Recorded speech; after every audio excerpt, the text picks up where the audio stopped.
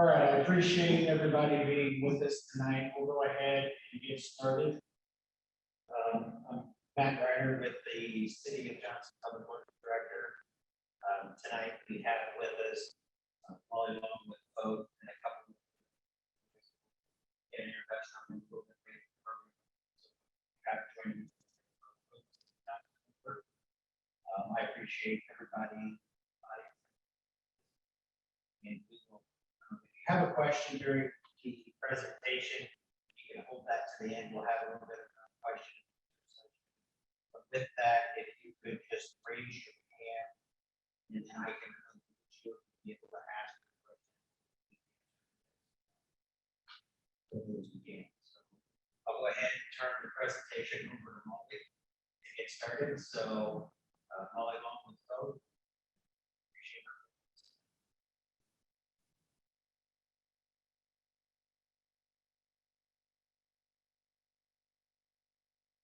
Everyone.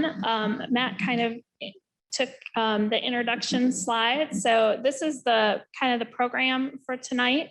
We're going to go through a few more introductions, talk about the background of this project, talk about that Johnston Sidewalk Program, and then how it affects the Green Meadows Sidewalk Improvements, and then talk about our next steps and the public input. So as Matt said, he's here tonight, Public Works Director. We have Tom Cope, the City Council member. I'm Molly Long, I'm the project manager for this project. We also have Preston Moon, who is the lead engineer, and Patrick Keeter, who's the Johnston team lead for both. So to get into a little bit of the background, the reason that we are looking at the sidewalk improvements in this area is because there's been a couple of documents that have come out over the past few years, past several years. And one of them is the Americans with Disability Act Accessibilities Guideline. It's called ADA. It includes a broad range of accessibility guidelines that cities and public agencies are inclined to follow or need to follow. The second thing that came out is a public right-of-way accessibility guideline, also known as PROWAG.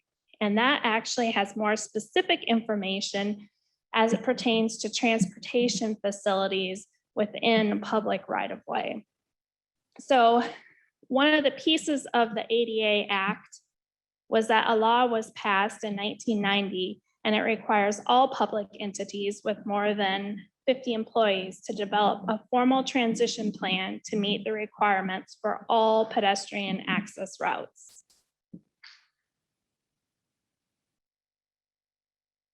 So one of the things that ADA has required pertaining to the Green Meadows project is installing detectable warnings on all of the pedestrian ramps.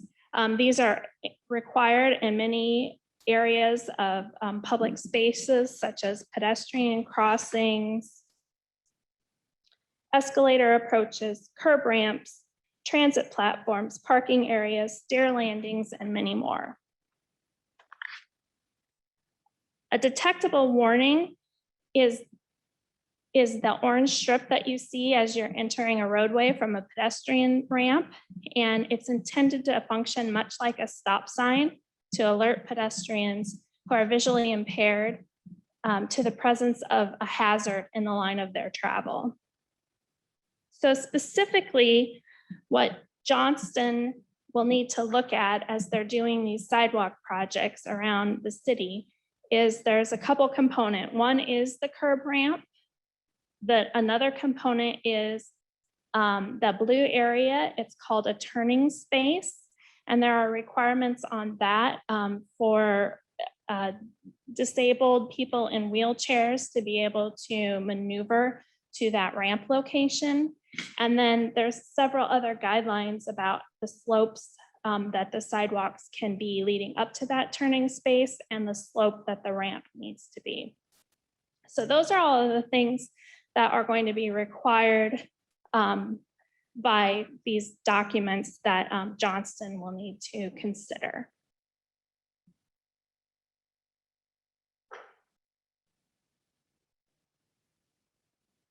So Matt is going to talk about the Johnston Sidewalk Program.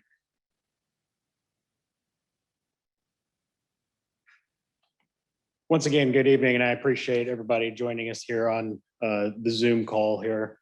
A little bit about our sidewalk program. We developed it back in 2017, went through a few reiterations or rewrites of that policy and have brought it forward. We were ready to really roll this program out in late 2018, early 2019, but we had to pause for COVID. We knew there was some economic impacts with COVID that came forward. So we actually paused the program and we're ready to really stand the program up and start utilizing that program here to have a more walkable community. As you can see on the screen, we did have broken the city down into 8 different zones, with Green Meadows being the first zone that the city will get into. So really, when we're out there looking at the sidewalk inspection, we're identifying those trip hazards as well as deteriorated pavement or any non-compliant ramps, sidewalks, whether that be cracks or just heaving up in those sidewalks as well. So along with that, in that sidewalk program, the city's responsibility is looking at those ramps at the corners. A lot of them in the Green Meadows area do not have the detectable warning, so we'll need to get the detectable warnings added into those panels.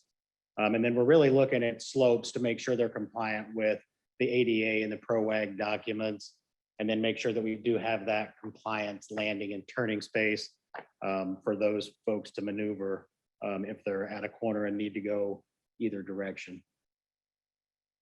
So with that, there's also a portion of the sidewalk program that we'll actually get into just a little bit later. We'll have some future meetings on that, but it is the property owner's responsibility to maintain the adjacent part of the sidewalk that abuts their property from any trip hazard. You can see in the picture, we've got a trip hazard here where we've got a vertical separation. At the bottom left corner or bottom right corner, we do have some deteriorated pavement. So what we're looking to do is kind of in the second phase of this sidewalk program that would actually get started later this fall would be to have some more public information meetings and really start the inspection process and come out and engage the public in that aspect of it. I'll turn it back over to Molly. So specific to the Green Meadows area, so this is the project area that we're looking at for this project. And we split you into 3 zones purely because when we decided to do this public meeting, we were still under the kind of COVID restrictions. So we wanted to keep the group size small. That's the only reason for the 3 different zones. There's no difference between them. So what we want to discuss with you or for you to think about tonight is that there are several different scenarios within your neighborhood that we need some input on. T intersections, court circle streets, and then some non-essential access points. So the first one, T intersections. So this is an aerial view of one of the T intersections in your neighborhood. And as you can see, one of the ramps actually goes across the street into a driveway. And some of the other ramps are not straight across from each other. And so in this location, what we're looking for is some input on, do we need a crossing on both sides of the T intersection, or can we just put the sidewalk ramps back on one side of the T intersection? In this scenario right here, it's not acceptable per ADA to have a sidewalk ramp lead into a driveway space. So we would have to come up with solutions on how to solve that at this location. The next one is Court or Circle Streets. As you can see here, we have Hickory Court. And if you Just follow from the top to bottom. We have 1, 2, 3, 4, 5 crossings in about a 1-block area. We're looking for input on, are all those crossings needed? Are some needed more than others? What is the neighborhood's preference? How do you use these crossings in these areas? Are there some that we can eliminate? So that's another area of input we're looking for. And then the third one is non-essential access points. So on this slide, there's one is a mid-block sidewalk crossing. And then another is, well, I guess for that one, this mid-block sidewalk crossing is on a curve. It's not leading to the walkway or the path behind the houses. Is there a purpose for this crossing in this location? Is it needed? Is it used? Is there another crossing within a distance of it that could be used instead of this one? The second picture is access to the path. So in this scenario, since there is a ramp on one side of the street, we either need to construct a ramp on the other side, the receiving ramp on the other side of the street, or we'll need to take both ramps out. And so what we're wanting is input on that scenario also. How is this used? What is the neighborhood's preference? Because we have to do something, we can't leave this particular crossing as it is.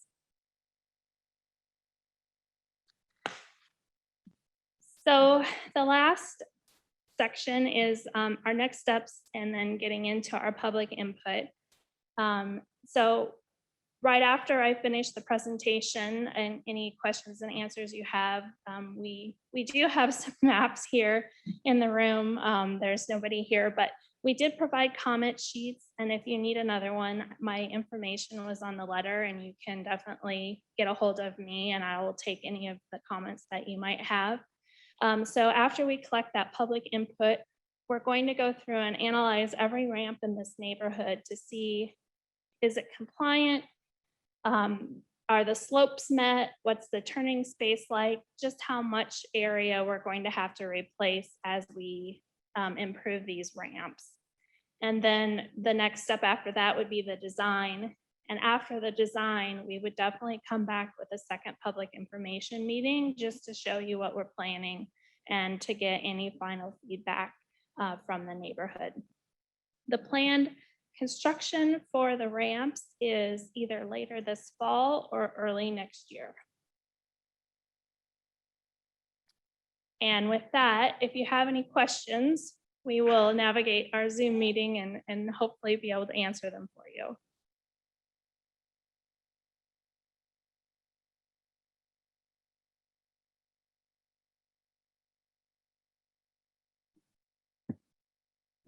Gregory Davis, I believe you've raised your hand. Let's go ahead and unmute yourself and ask your question.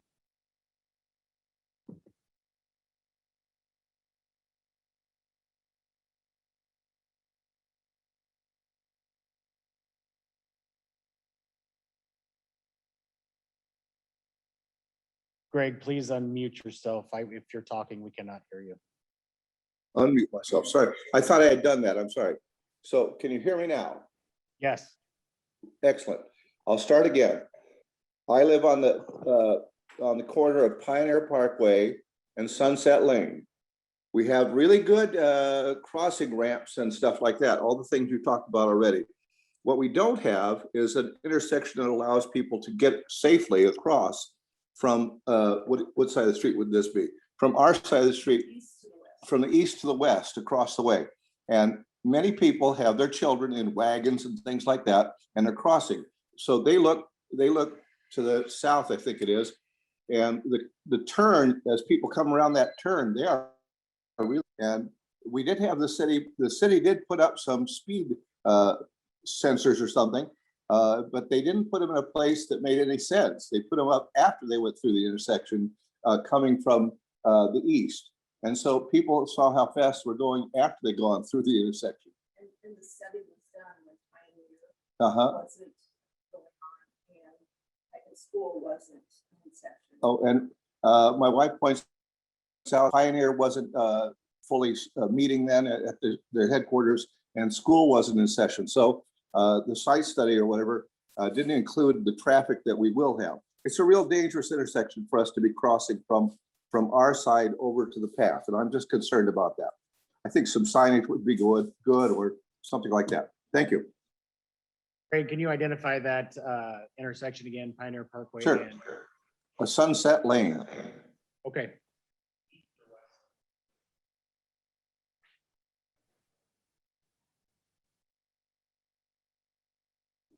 The street is Okay. it's just a short street, but we have a lot of cars that come from the neighborhood and dump out onto Pioneer Parkway there. I appreciate your question. We will include that in our, when we analyze the ramps and take a look. Thank you. at it.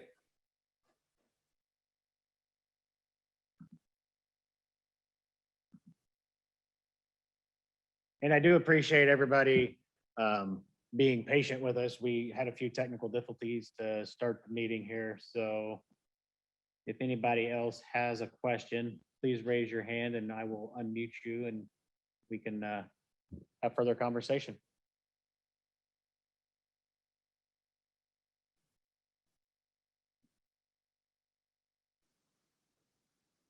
Hi, Bob. How are you again? Oh, I'm doing all right. Hey, I just had a quick question. I know that in the ADA, the minimum width of the sidewalks was 5 feet, and like the existing ones seem to be narrower than that, but maybe they're not. I didn't know if it was anywhere in the scope to be widening them so that two-way traffic and pedestrians are easier to pass. The current thought is we wouldn't be widening the sidewalks in the neighborhood. I believe the minimum distance is 4 feet. 5 feet is preferred, but 4 feet minimum width for a sidewalk. So when we get into this, we don't really plan on expanding the sidewalks or creating larger sidewalks through the neighborhood. Okay.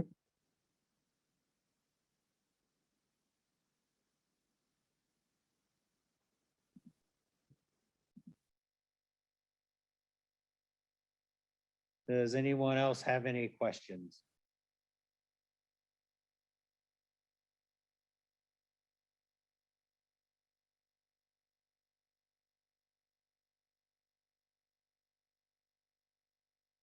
Do you want to talk about the comment period?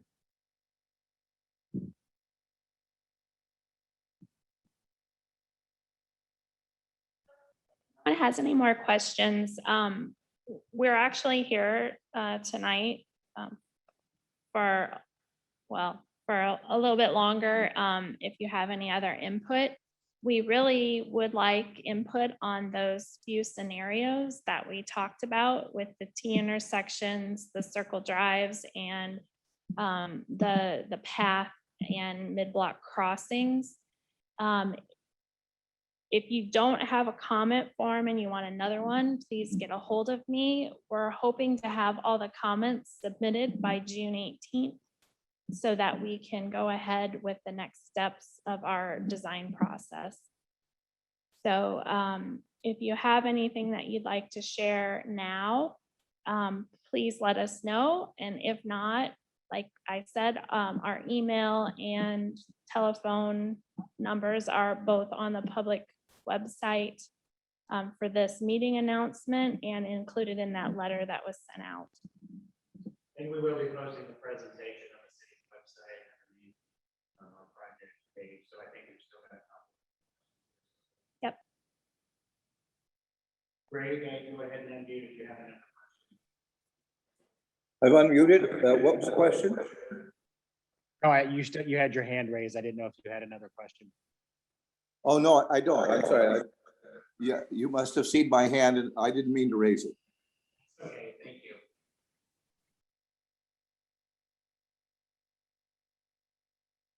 Mr. Claybaugh, you joined us this afternoon. How are you?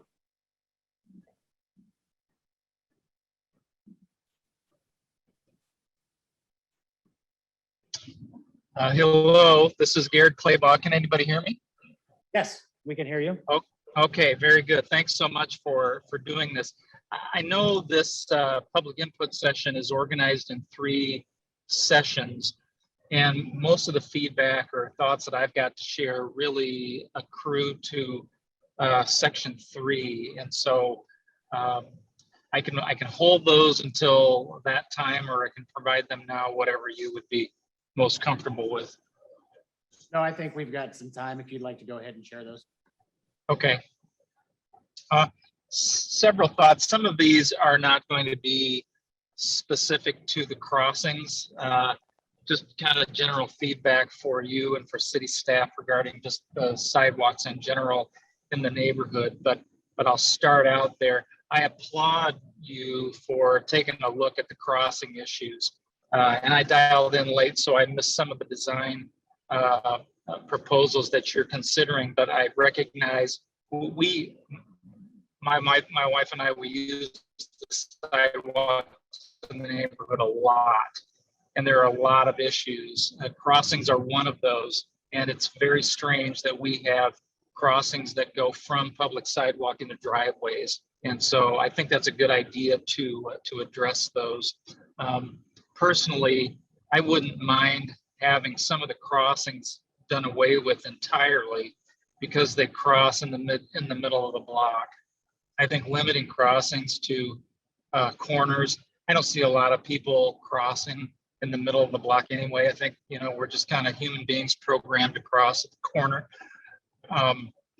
There are areas in the neighborhood that cross near circles, like Hickory Court, Redbud Court, Graywood Circle.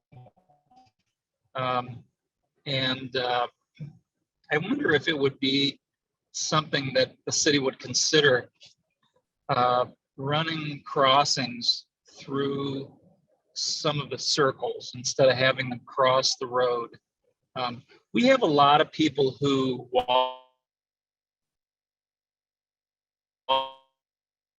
and run in the road. And I think there's many factors for that. One of the factors, we had more crossings that went into circles. Maybe it would certainly would improve the continuity of the ability to use the sidewalks. I know some people, rather than on Redbud Court where I live, for example, some people, rather than wanting to run or walk the circle following the sidewalk, they'll cross the street in the middle of the block, or they'll just leave the sidewalk and cross where the circle runs in the street. It's a little confusing, I think, for people to navigate through that. And once you're in the street, I think some people just never get out of the street. The additional thing in the neighborhood, and when I was on the city council, we talked extensively about this, is the fact that Green Meadows is, I think, still the only neighborhood in Johnston that allows parking on both sides of the street. So when you have people walking in the street, you've got cars parked on both sides of the street, it does become, just practically speaking, a hazard. And so if there's a way to improve those sidewalks, the sidewalk flow at the crossings, but maybe also introducing new crossings that allow the flow of the traffic on the sidewalk to be improved. I think the other thing that forces people into the street is the fact that we have a lot of sidewalks that are uprooted from tree roots. The path that my wife and I most often walk has got a tremendous number of sidewalk sections that are uprooted, and trees have come down. Really recommend the city consider moving ahead with sidewalk replacement. Begin to systematically go after improving that sidewalk so we can get people out of the street. So that's something I think certainly the city can do now. I think Matt could do that now. There's nothing preventing that from starting. There are very few neighbors who've begun that work. They're on their own. but there are a lot more sections that have been significantly interrupted. And I think now, again, that the trees are gone, even before we get anything replanted, if we're going to get that, I really would strongly recommend the city begin talking with neighbors about those sections of the sidewalk. You know, we've got a lot of people who think they can work through that by concreting over one section that's high to another section that's low. I know that doesn't meet ADA, it doesn't meet city code. It's not practical from a fixed standpoint either. So that would be one strong recommendation that I would have, is that we really start systematically going through the neighborhood. The neighborhood's 30 years old. And it's time for those sidewalks to be back flowing again. It gets people out of the street again. Finally, and I'll echo the comment from the gentleman on Pioneer Parkway and Sunset, that crossing. You know, that crossing is great because it enables us to get to the trail now that runs on Pioneer Parkway. That's fantastic. I really appreciate that because I use that Pioneer Parkway trail heavily myself going to Terra Lake. But the nature of the corner, not the corner, it's the curve coming north on Pioneer Parkway, coming to that intersection. There's not a line of sight there. And it really creates a situation where both drivers heading north on Pioneer Parkway toward that intersection have to be aware that they're approaching an intersection, and people who are crossing at that corner need to be looking carefully at cars that are coming upon them from that direction, because the line of sight is not very long. And for any vehicles that, and it's kind of fun to drive fast through that section. It's on a little bit of a curve. I think we get some teenagers and others who just aren't paying attention, who come around that curve a little too fast. There are some close calls there. And so I think that intersection, it's wonderful having the access to the trail. That's terrific. But I think there are a little more signage there, a little more attention, just to both raise awareness of the crossers, on the pedestrians on foot, as well as the drivers who have approached that intersection. I'll stop there. Appreciate the city taking this opportunity to look at the sidewalks in the neighborhood. Anybody here in the audience has a question? I have a question. Will the city be addressing any of the walkways that have deteriorated within the? So as Matt was saying, that's the second step. We were focused on the ramps right now. Ramps first? Yep, and then this fall, Matt's staff will go out and do the sidewalk inspection and then follow the process that's in their sidewalk program for the sidewalks to be repaired. It's not so much sidewalk, it's Greendale trails. Oh, Matt, What we will, what's that? On that 6-foot path? Okay. Okay. I can pass that along and we can see if we can get those addressed.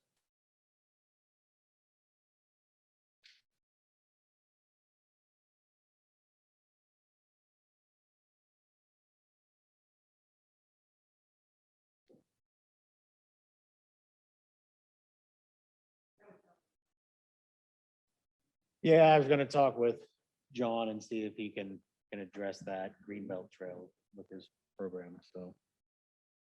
But we can take that back. It may be something that we could combine too, so. We'll take that back to the Parks Department and Parks Director and give that input to him so that he's aware of it.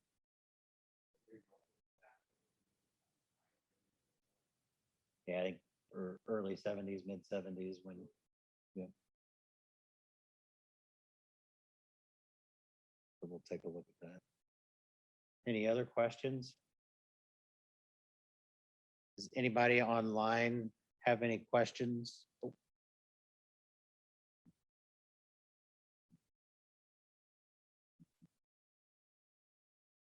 Mr. Claybaugh, I've unmuted you. You can go ahead and speak. Hey, Matt, I'm sorry to bother you guys again, but the mention of the trail made me think of a specific spot. And I guess what we could do is just send you an email, or John an email, just to provide a little feedback on some specific areas on the Greenbelt Trail too.